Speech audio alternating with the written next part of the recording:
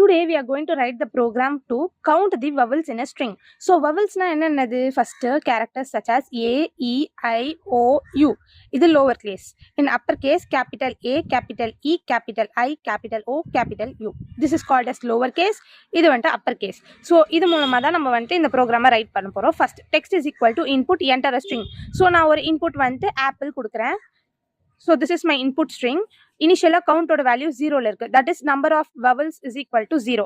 நான் for loopல ஒரு characters-ஆ count பண்ண போறேன்.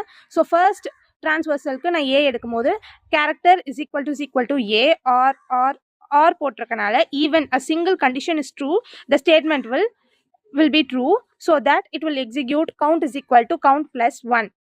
So count value will get increased by 1 when it is at A. Next, it will move to P. P, it will not satisfy this condition, so that it will not increment count.